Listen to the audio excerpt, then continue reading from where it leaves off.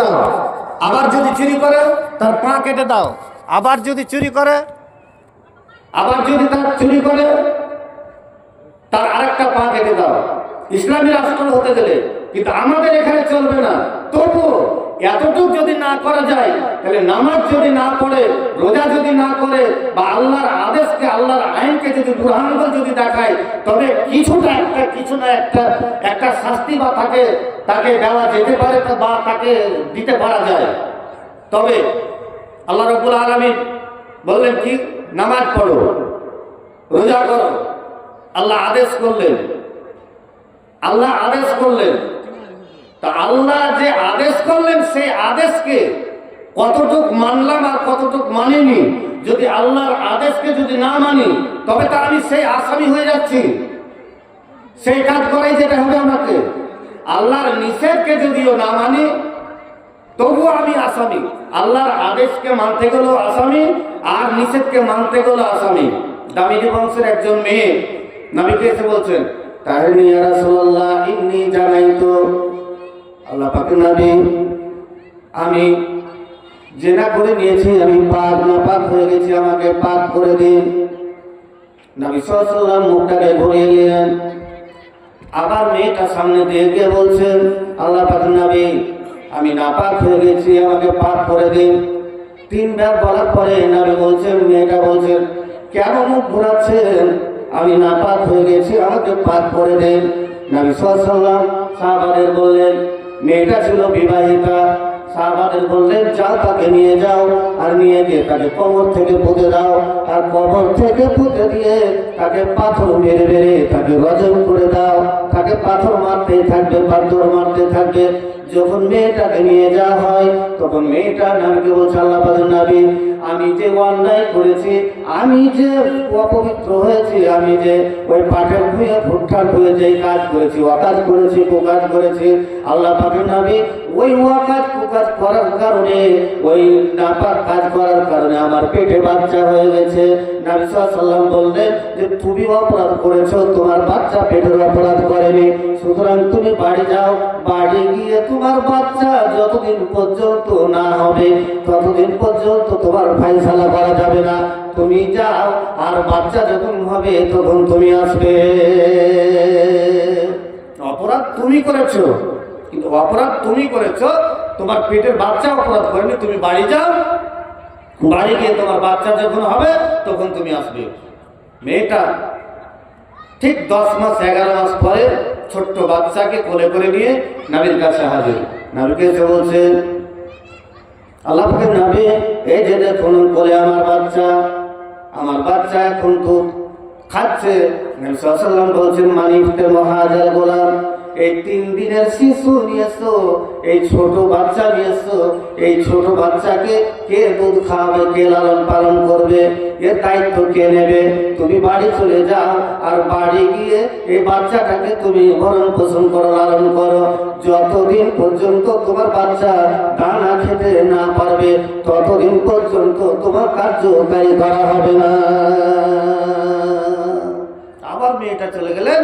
মেয়েটা চলে যাওয়ার পরে আবার 1 বছর পরে, 11 মাস 12 মাস পরে আবার মেয়েটা বাচ্চাটাকে কোলে করে নিয়ে আসছে, আর একটা হাতে রুটির টুকরা দিয়ে নবীকে বলছে, আল্লাহ পাকের নবী, এই যে দেখুন আমার ছেলে, আমার বাচ্চা দানা খেতে পারছে, রুটি খেতে পারছে। নবী সাল্লাল্লাহু আলাইহি ওয়াসাল্লাম বললেন, যাও যাও যাও, তাকে নিয়ে যাও। বাচ্চাটাকে নিয়ে যাওয়া হলো, তাকে নিয়ে যাওয়া হলো, তাকে কোমর থেকে পুঁতে দেওয়া হলো, আর কোমর থেকে পুঁতে দিয়ে তাকে পাথর মারতে লাগলো। পাথর মারতে মারতে একটা জীবিত মানুষকে যদি পাথর মারা যায়, ওই জীবিত মানুষকে পাথর মারা হচ্ছে, এবং পাথরের আঘাতে ছটপট ছটপট ছটপট করছে। এবং ওই রাগে একটা, অনেকজনের রাগ একটু বেশি থাকে। হযরতে খালিদ বিন ওয়ালিদ সেখানে ছিল। খালিদ বিন ওয়ালিদ রাগের চোটে একটা বড় পাথর উঠিয়ে তার মাথাতে এমন করে সামনে মেরেছে, তার মাথাতে তার ঠিক করে মেরেছে। আর মাথাতে যেমন করে মারার সাথে সাথে একটা রক্তর খুনকি এসে হযরতে খালিদ বিন ওয়ালিদের গলে শরীরে পড়ে গেছে, জামাতে পড়ে গেছে। হযরতে খালিদ বিন ওয়ালিদ রক্ত দেখে মুখে ছুঁকে গেলেন যে বদমাশ গুন্ডার লুচ্চার মেয়ে, তুই নাপাক মেয়ে, তুই যদি এরকম না কাজ না করতে তবে তোকে রজব করতে আসতাম না, তোকে পাথর মারতে আসতাম না, তোকে পাথর মারতে আসলাম। আর তার কারণে তোর নাপাক রক্ত আমার শরীরে চলে এসছে, আমার শরীরে লেগে গেল। নাবির কান খারাপ হয়ে গেছে। নাবি বলছেন, কে গালি দিলে, কে গালি দিলে, কে এটা? খালিদ বিন ওয়ালিদ বলছিলাম, নাবি আমি কেন গালি দেব না? এই মেয়েটা ওয়াকাজ কুকাজ করেছে, নাপাক হয়েছে, এই মেয়েটার জন্য বদদোয়া করবো না, এই মেয়েটাকে গালি দেবো না, তার কাকে গালি দেবো? নবী সাল্লাল্লাহু আলাইহি ওয়াসাল্লাম বলছে, না না না, তাকে গালি দিও না। লাকাদ তাবা তাওবাতাল্লাহু ওয়াজিয়াত আলা আহলিল মিনকুম সাবিনা নাফরাল্লাহু ওয়াজিয়াত আনহুম।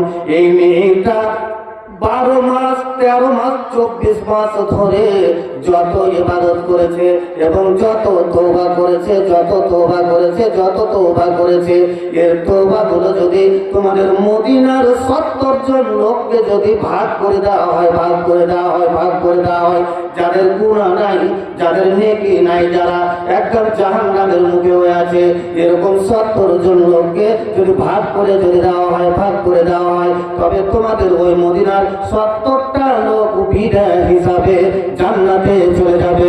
একবার মহব্বতের সাথে বলি সুবহানাল্লাহ। তবে একটা মেয়ে অন্যায় করেছে, অকাজ করেছে, তো নবী তো বলতে পারতেন যে তোমার তওবা কবুল হয়ে গেছে, 24 মাস ধরে তুমি তওবা করছো, তওবা কবুল হয়ে গেছে, যাক বাচ্চাটাকে রেখে দাও, তোমাকে আর এরকম শাস্তি দেওয়া হবে না। কিন্তু আল্লাহর আইন, কোরআনের আইন, তাকে শাস্তি দিতেই হবে। নবী কি বললেন যে এত তওবা করেছে, এত তওবা করেছে যে তওবার কারণে 70টা লোক বিনা হিসাবে জান্নাতে চলে যাবে, যদি ওর তওবাগুলোকে যদি ভাগ করে যদি দেওয়া হয়। এত তওবা করেছে। কাজটা কি করেছিল? একদিন পাটের ভুঁয়ে মজা নিয়েছিল। তার শাস্তিটা কি? তাকে কোমর থেকে পুঁতে দিয়ে তাকে পাথর মেরে মেরে, যে যত বড় পাথর মারবে, যে যেমন মারবে, যার যতই রাগ হোক, তাকে মেরে পাথর মেরে মেরে মেরে মেরে মেরে মেরে তার যতক্ষণ দম না শেষ হবে তাকে ততক্ষণ মারতে হবে। এই তো কোরআনের আইন। আল্লাহর আদেশকে, আল্লাহর নিষেধকে আল্লাহ বলেছেন জিনা করিও না, ব্যভিচার করিও না, পাপাচার করিও না। আল্লাহর নিষেধকে অগ্রাহ্য করার কারণে যদি তাকে যদি রজম করতে হয়, তার যদি শাস্তি যদি এরকম করতে হয়, তবে আল্লাহর আদেশকে অমান্য করতে গেলে তবে সে শাস্তি কি?